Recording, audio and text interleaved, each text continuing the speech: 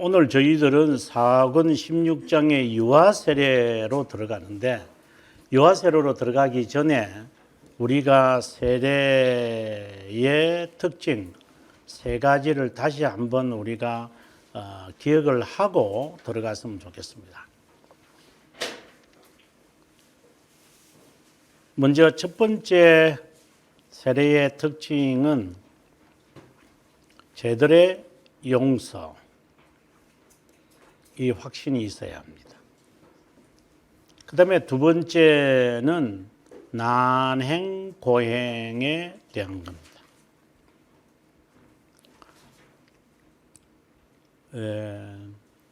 하나님의 말씀을 따라 살겠다라고 하는 것이죠. 그 다음에 교회의 가입입니다. 이것은 이제 양육을 받는다는 것이죠. 그래서 이것은 다른 말로 한다면 칭이고, 이건 다른 말로 한다면 견인이라고 말할 수 있습니다. 거룩과 관련이 있는 거죠. 그래서 이 세 가지에 대해 이제 세례를 줄 때 우리는 질문을 하고, 그리고 그분은 그것에 대해서 맹세하고 그것을 이제 지켜 나가는 겁니다. 그래서 죄들의 용서에 대한 확신을 당신은 하는가? 구세주 외에는 당신의 죄를 용서하지 못한다 라고 하는 것을 확신하느냐라는 질문을 합니다. 그다음에 두 번째가 하나님의 말씀을 따라 살겠느냐? 그리고 세 번째가 교회의 가르침을 받겠느냐? 이렇게 다 하는데 실제로는 이 세 가지 다 희미한 것 같습니다. 세례를 받았다는 이 의미가 좀 더 진중했으면 좋겠다는 생각을 가져보고, 하지만 지난번에 제가 질문에 답한 것처럼 이 세례는 결국 의식입니다. 의식을 로만 가톨릭처럼 baptismal regeneration, 즉 세례적 중생, 세례적 중생이라고 해석하면 안 된다, 이 말을 하고 싶은 겁니다. 이런 의미가 있는 것이지 이것을 가지고 참된 교회다, 거짓된 교회다라고 말하는 것은 조금 문제가 있습니다. 하지만 이 세 가지를 우리가 의미를 받아들이고 따라야 한다고 저는 생각합니다. 우리 이것에 따라서 세례 의식을 하는 것은 저는 중요하다고 보고, 그러나 그 의식 자체를 너무 중요시하면은 앞서 말한 대로 우리가 동방교회의 정교회의 모습으로 즉 단성론적으로 흐를 수 있기 때문에 유의해야 된다고 생각을 합니다. 자, 아무튼 읽어보겠습니다. 구약 성경에서의 할례는 신약 성경의 세례 형태에서 다를 뿐 동일한 의미를 지니고 있다. 언약이라는 말과 같다고 생각하시면 됩니다. 할례가 어린이에게 주어졌다면 세례도 마찬가지다. 차이점이 없진 않지만 본질이 아니라 형태에서 다르다. 다양한 억지 주장으로 재세례파는 급진파를 말하죠. 신앙 고백이 부족하다거나 하나님에 대한 지식이 부족하다거나 성찬을 받지 않는다는 등등의 성경을 어리석게 해석하여 유아 세례를 부정한다. 재세례파들이 부정하는 것이 첫 번째는 유아 세례고, 두 번째 이들이 이제 이단으로 정죄받는 그 가운데 하나가 이제 유아 세례만이 아니라 세례의 기준에 대해서 엄격하게 그들은 말합니다. 그다음에 세 번째가 정교 분리에 관한 겁니다. 정교 분리와 앞서 말씀드렸던 정교 인정도 좋고 정교 인정이라고 합시다. 우리는 정교 분리는 아니니까 하나님이 만드신 두 단체를 하나는 정치고 하나는 교회라고 이제 보는 것. 그럼 이런 것과 이런 것의 차이가 뭐냐면 종교 유착은 더욱도 아니죠. 종교 유착은 아니고 이거는 뭐 말이 안 되는 거고, 종교 분리와 차이는 뭐냐면 종교 분리가 되어지면 국가론이 없어져 버립니다. 그러니까 사회 동포주의로 빠져버립니다. 그래서 제 세례파들은 그 민족성을, 국가의 의무를 이 사람들은 하지 않습니다. 해야 할 이유가 뭐 있어요? 국가를 인정 안 하는데요. 당연히 이 사람들은 세금을 안 바치죠. 국가가 없는데 왜 국가 혜택도 우리가 안 받는데 국가에 대해 의무를 해야 될 이유가 없죠. 그래서 또 자연스럽게 국방의 의무도 이들은 하지 않죠. 자, 이런 등등의 일을 이제 하게 되어지는 것이고, 종교 인정이라는 것은 지금 우리가 고수하고 있는 것입니다. 그래서 이 제세례파가 이제 우리 그 개혁파에서 나온 거잖아요. 이 개혁파 가운데서 만들어진 겁니다. 그러면은 이 제세례파와 또 세례 그 침례교가 있습니다. 침례교. 영어로도 봐도 전혀 다른 것처럼 보이는데 이 침례교는 베프티스트다 이렇게 말합니다. 근데 세례는 제 세례파는 새 세례파라고 선배님들이 번역했는데 잘한 것 같아요. 이들은 아나베프티스트잖아요.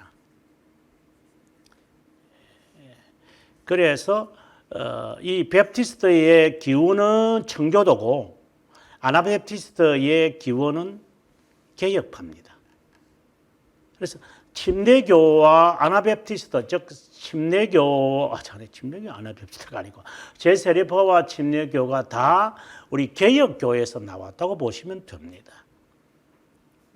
그런데 이 무리들 가운데서 극단적으로 가면 유아세례를 반대하는 자들이 있다. 이래서 이제 칼빈이 이제 이것에 대해서 설명을 하게 됩니다. 유아세례 때문에 교회에서 큰 혼란을 일으키는 광란의 정신들은 이 사람들을 보고 이분은 이제 광신자다 이렇게 말을 합니다. 하나님의 말씀에 확실한 기반을 가지고 못한다.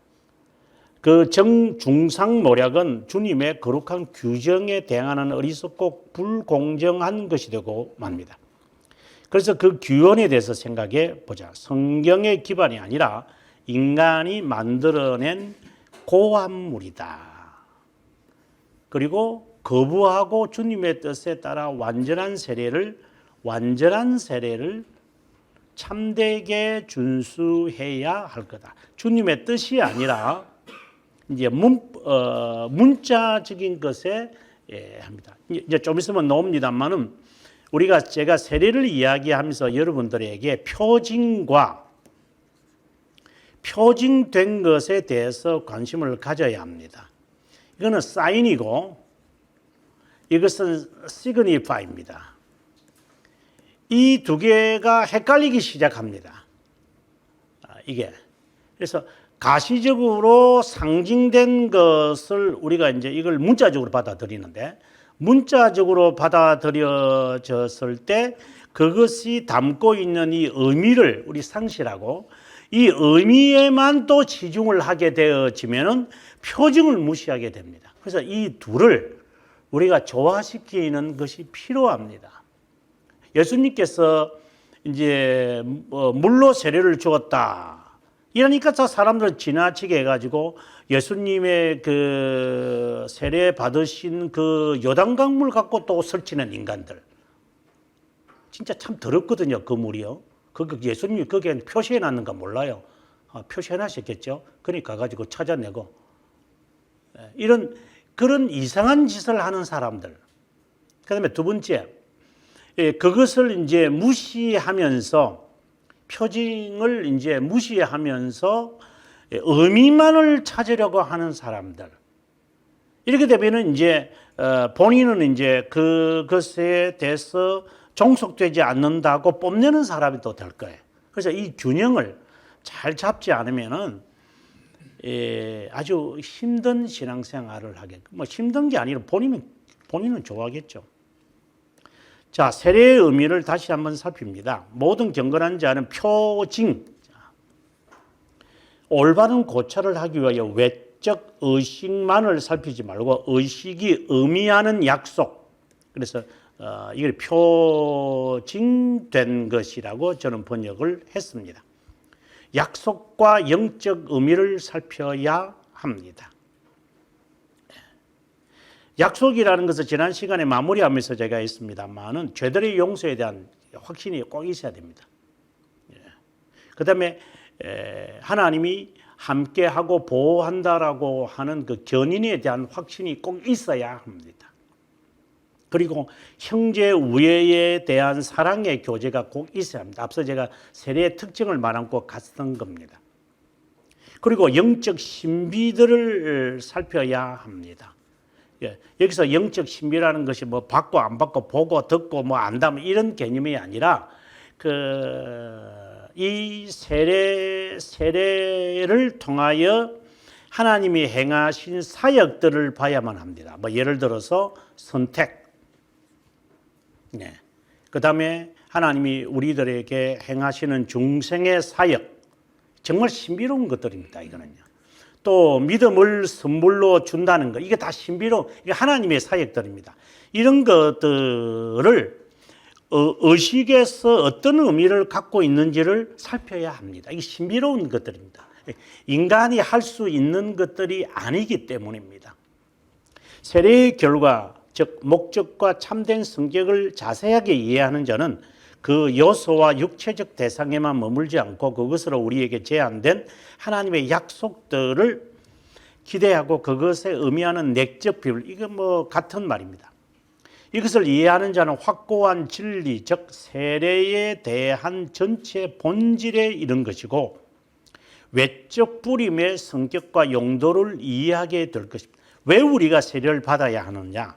나중에 우리가 성찬도 그렇게 되겠습니다만은 왜 성찬의 의미가 무엇이냐 이런 것들까지 이제 가게 됩니다. 성경은 세례가 그리스도의 보혈로 인해 우리가 얻은 죄들로부터 씻는 것이다. 그래서 물로 씻는다. 이렇게 죄 씻음을 말하죠. 또 다른 말로는 죄 용서를 받았느냐. 두 번째, 그분의 죽으심에 참여하듯 육체의 난행고행을 하느냐. 앞서 제가 지적한 겁니다. 그래서 신자의 삶으로 이렇게 살도록 주님이 중생케 했다는 확신이 있느냐? 중생의 확신. 확신이란 말도 제가 여러분들에게 여러 차례 말씀을 제가 방송을 통해서도 하고 있습니다만은 성령 하나님이 우리들에게 주시는 확실성이 있다고 했습니다. 이거 확실성입니다. 돌토레이터 2장 8항에 있습니다. 8항, 그 다음에 계속해서 나갑니다만은, 그 다음에 이 확실성에서 우리는 확신을 얻게 되어진다. 그래서 어슈런스라고 했습니다. 이게 돌토레이터 2장 9항에 있습니다. 이 확신에 대해서는 그 웨스트민스터 신앙고백서 18장에 잘 나타나져 있습니다. 17장이 견인이고 18장이 이제 확신에 관한 겁니다. 그래서 이것이 이제 어슈런스입니다. 이 확신은 그 앞에 있는 대상이 그 18장의 제목이 뭐냐면 은혜와 구원에 대한 확신입니다. 내가 하나님과 교제하고 있는 것에 대한 확신이 있습니까? 그 확신입니다. 그 다음에 구원에 대한 확신이 있습니까? 이거는 다른 말로는 믿음에 대한, 믿음을 당신이 받았습니까? 하나님의 자녀라는 확신이 있습니까? 하나님이 보호한다는 확신이 있습니까? 이런 어슈런스를 묻습니다. 하나님이 당신을 선택하셨습니까? 이것에 대한 확실함이 우리에게 주는 겁니다. 이것은 특이한 현상을 가지고 뭐 이상한 뭐 우리가 말하는 직통계시, 뭐 은사 이런 것을 가지고 하나님이 어시로서 주지 않습니다. 그래서 은사주의를 제가 아주 신랄하는 겁니다. 감성적으로 찬송 부르면 따따붙다 하면서 확신을 얻겠다고 하는 것도 거짓말입니다. 그거는. 그런 식으로 어시런스는 절대 얻지 못합니다. 그래서 앞서 제가 말했다시피 구원의 확신, 그리고 믿음에 대한 확신, 그리고 선택에 대한 확신, 은혜에 대한 확신, 중생에 대한 확신, 선택에 대한 확신, 이러한 등등의 확신들을 가지고 있는지 점검해야 됩니다. 그것을 교회가 메시지를 통해서 알려줘야 됩니다. 당신 하나님 자녀 맞습니까? 당신 구원의 확신이 있어요? 당신 믿음 선물 받았습니까? 당신 선택에 대한 분명한 확신이 있고 중생에 대한 확신이 있어요? 계속 그것을 이제 확실함을 통하여, 이런 하나님의 말씀이죠. 하나님의 말씀을 통하여 어슈런스를 계속해서 지적하는 겁니다. 그래서 이 어슈런스를 삶 속에서 너가 살아서 너가 이제 개인적으로 컨피던스를 얻어라, 이렇게 말하는 겁니다. 너 확신을 가져라. 너 그래요. 확실성과 확신을 통하여 너가 갖고 있는 이 확신을 가져야 한다. 컨피던스를. 이 계통을 이제 잊어버리면, 이제 여기 이제 말 자체도 보면 육체의 난임 고령으로 인해 신자들은 삶의 갱생으로 중생하게 되어지고 그 결과 그리스도의 교제에 들어가게 되어집니다. 이게 다 확신과 지금 관련이 있는 겁니다. 세 번째, 인간에게 기독교임을 증명하는 상징입니다. 이건 교회입니다. 예. 그래서 주일에 교회에 모여서 영적 쉼을 얻으면서 자신이 기독교인임을 증명해 가는 겁니다. 내가 그리스도인이다 라는 것을 주일을 통하여 내가 확고하게 다짐을 하는 겁니다. 그런데 사이비들은 보면은 교회 와가지고 뭐 1시간 예배 달랑 보고 가서 신자랍니다. 이 거짓말쟁이들.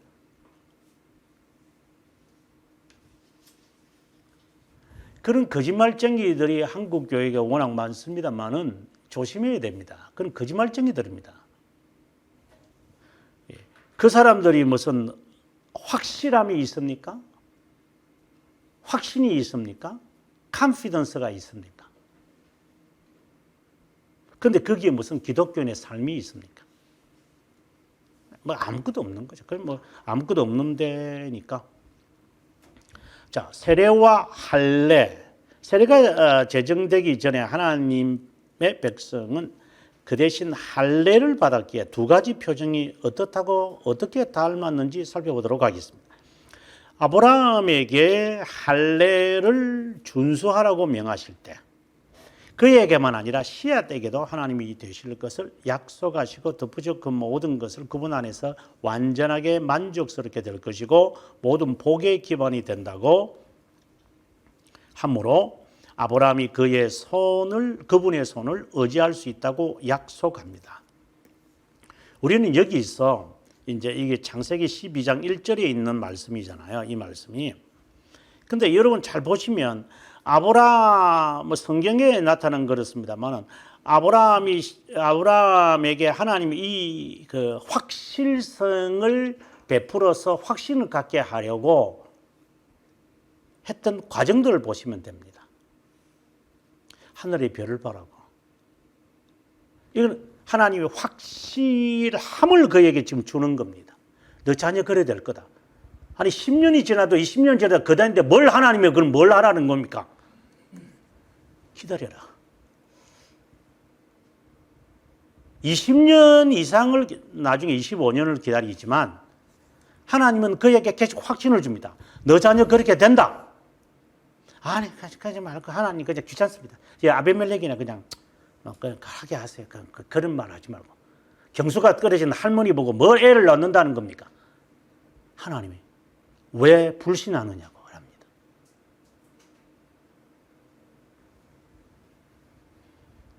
이건 하나님의 표징입니다. 하나님이 하늘의 별을 보면서 이 표징이거든요. 그래서 아브라함은 다시금 마음을 또 다잡습니다.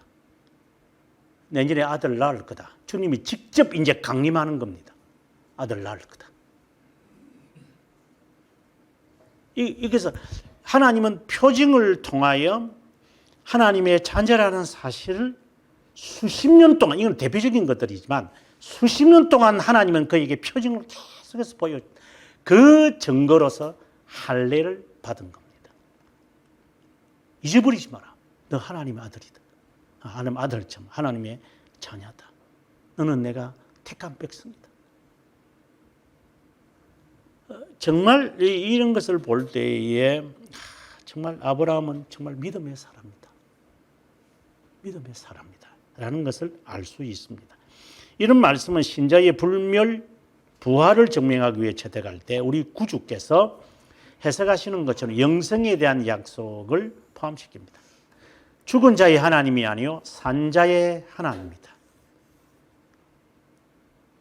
이것은 죽은 자, 이거 산자라는 말을 이제 제 설교에도 한번 제가 한 적이 있습니다만은 여기서 죽은 자라는 것은 유기된 자를 의미하고 여기에서는 선택된 자다. 이제 궁극적으로 가면 그렇게 되고 이거 산자의 하나님이라는 것은 지금도 역사하시는 하나님이시다. 아브라함과 이삭과 야곱의 하나님이신 것처럼 나는 너의 하나님도 된다. 그래서 그때 하셨던 하나님의 역사는 지금도 한다라는 것이 의미가 첫 번째고 두 번째는 너의 하나님이다라고 하는 것을 이야기하게 되어지는 겁니다. 주님께서 얼마나 큰 파멸에서 구원하셨는지를 나타낼 때 할례의 언약에 들지 못한 것을 당시 그들이 약속의 언약에서 외인이고 하나님도 없고 소망도 없는 자라고 말씀하신 것에서 알 수 있습니다. 이 모든 것은 언약에서 이해할 수 있습니다. 언약에서 이해하라는 말이 이제 개혁 신앙의 핵심이죠. 언약 신앙. 이 개혁 신앙의 핵심이 언약인데 이것은 예정과 관련이 되어져서 영혼과 관련이 되어지고 이것은 자비함과 관련, 즉 이것은 사랑이죠.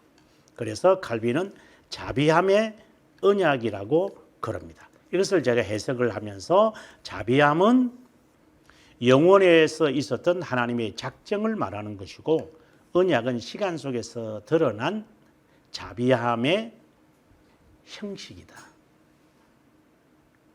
이것이 언약 신앙의 핵심인 것이다. 그래서 영원성을 상실하고 언약에 대해서 말하면 안 된다. 선택이죠. 예정이죠. 하나님이 영원에서 나를 아시는구나. 그리고 그 정표로서 하나님이 나에게 순종을 요구하시는구나. 너 믿느냐? 예, 하나님이 선택하신 거 믿어요. 그러면 순종해라. 순종하기 싫어요. 그래서 거기에 틈새로 들어가서 이제 웨슬리안이라든가 그 다음에 아르미니안들은 이것을 조건으로 말하죠. 그래서 순종이 바로 선택의 조건이다. 그래서 사람들을 열심히 있게 만들려고 부추기겠죠. 하여튼 조금만 있으면 조금만 딱 틀어지면 다 이게 위험 속에 빠지는 것들입니다. 정말 단어 선택 잘해야 되고 메시지를 바로 전해야 된다고 생각을 합니다. 하나님께 처음으로 접근하는 것, 칭의를 말하죠. 불멸의 삶에 처음 들어가는 것은 죄들의 사면입니다. 우리가 이제 하나님과의 접근하게 칭의도 뭐 죄들의 사면입니다만은 불멸의 삶, 이 영혼과 관련되어지는 가장 첫 단계는 죄들의 용서에 관한 겁니다. 이어서 죄 씻음이 따릅니다. 이거는 제가 말했지만 레미션이 있고 영어에 이제 선배님들이 번역을 잘 하셨는데 그 다음에 forgiveness가 있고 영어에서 그 다음에 pardon이 있습니다. pardon. 우리 이걸 다 용서라고 말하잖아요. 이것은 특별히 사면, 지금 그래서 저는 구별해 내는데 사면이라고 그러고 이거는 용서라고 그러고 이거는 불쌍히 여기달라 한다 이런 말입니다. 이걸 리미션은 하나님이 우리들에게 선언하는 거죠. 죄들을 용서한다는 겁니다. 그 다음 포기버너스는 우리의 입장에서 바를 때의 죄의 사면이 용서로 나타납니다. 그럼 파던이라는 것은 용서받고 난 다음에 또 죄 짓잖아요. 그래서 좀 저를 불쌍히 여겨 주십시오. 이걸 우리는 그냥 용서라는 한 단어로 다 사용하죠. 그러나 이 세 가지 의미가 있다는 것을 알고 용서를 쓰면 좋겠다. 이 말입니다. 그 이후에 주님은 아브라함과 언약을 맺으셔서 심령의 진정성과 순수성을 가지고 그분 앞에 걷도록 합니다. 이는 거룩을 말합니다. 교제를 말하는 거죠. 이거는 접근을 말하는 것이고, 칭의는 접근이고 거룩은 교제입니다. 이것은 난행고행 즉 중생에서 적용됩니다. 거룩을 이루어 나가는 현장은 견인입니다. 이런 이제 그 카테고리를 알면 이제 이해하기가 참 쉽습니다, 실제로. 그리고 이런 문맥들도 쉽게 이해가 됩니다. 할례가 난행고행의 표징이었는지 누구든 의심하지 않기에 모세는 이스라엘 백성의 심정의 표피를 이제 이 두 과정을 갖고 있는 자라고 여기기 때문에 할례를 행했다 이 말입니다. 그래서 하나님의 자녀로서 고통을 내가 겪겠다. 그래서 예수 믿는 겁니다. 예수 믿고 뭐 가와 만사성 되겠다고 예수 믿는 사람 포기하시는 게 좋습니다. 그 왜 예수 믿어요? 십자가 지겠다고 예수 믿는 겁니다. 환난 당하겠다고 예수 믿는 거지. 예수 믿어가지고 뭐 꿈이 이루어지도 꿈에 뭐 꿈 이루는 교회라고 있더라고요. 우리 동네에 저거 뭐 있어요. 저 정신이 없는 교회 같다니. 그 교회가 문제가 아니지. 교회 이름 자체가 문제가. 꿈에 그린 아파트인가? 좀 제발 좀 정신을 차리면 좋겠어. 예수 하나님 나라 가는 것은 환난을 받아야 하는 걸 전제하고 예수 믿는 겁니다. 그거 전제하지 않고 확 빼놓고 말이야. 우리 그 일본 말로 한들 안고 딱 빼놓고 그 빵만 주면 그건 사기꾼입니다. 그거는 안고 없는 빵. 그래서 이 두 가지 칭의와 거룩을 전제하고 이제 내가 그 증거로서 제가 이제 고통을 당하겠습니다. 그래서 난행고행을 하는 겁니다. 이제 이것을 이제 또 여러 가지 말로 하겠지만 이제 그것을 통하여 자신의 이 못된 성격을 하나하나 뿌리채 얼굴에 점 있는 것은 뺄 줄 알죠. 너 속에 있는 점은 안 빼죠.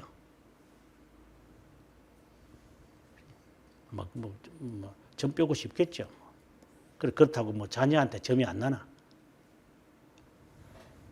그래서 정말 내면에 있는 이 참 못난 것, 그 끄집어내겠다는 것을 결의하고 다짐하고 결심하고 하나님 앞에 기도하는 겁니다. 그 이유는 주님은 지상의 모든 국가들에서 자신의 백성을 위해 그들을 선택했었기 때문입니다.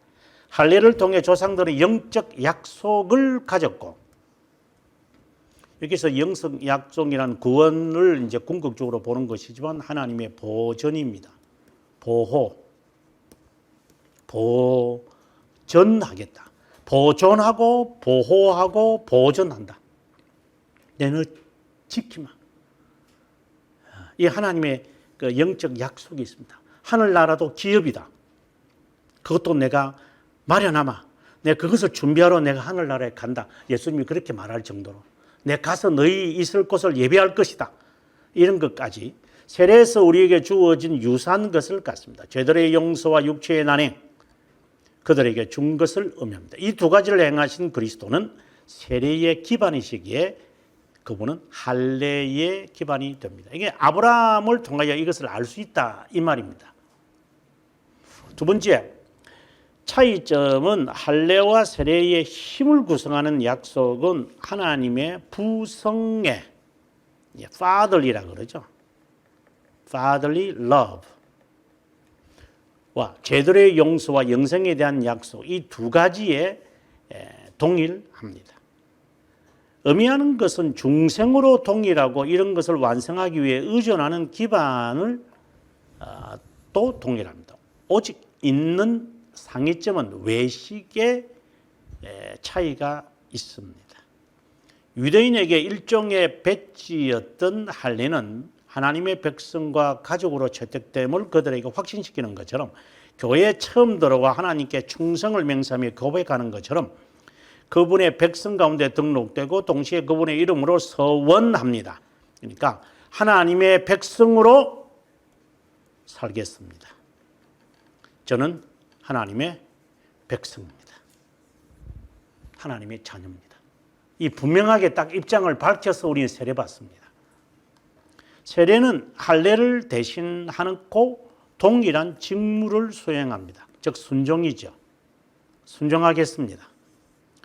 세례가 그러면 이제 유아 세례로 가서 이제 보면 세례가 어린아이에게 공정하게 주어져야 하는지 그렇지 않은지를 조사한다면 물의 요소, 외적 준수에 이르지 못하고 영적 신비에 이르려는 마음을 허용하지 않는 자가 만지작거리거나 흥분되어 있다고 말해야 되지 않을까요? 이성의 귀를 기울인다면 세례가 어린아이에게 집행되는 것이 합당한지 아닌지 틀림없이 알게 됩니다. 주님은 할례로 상징된 모든 것에 참여자가 되고 그들에게 할례를 베풀라고 명하셨습니다. 분명히 표징이 말씀에 도움되는 것이라면 표징은 말씀보다 저급한 장소에 두고 그것에 종속시켜야 합니다.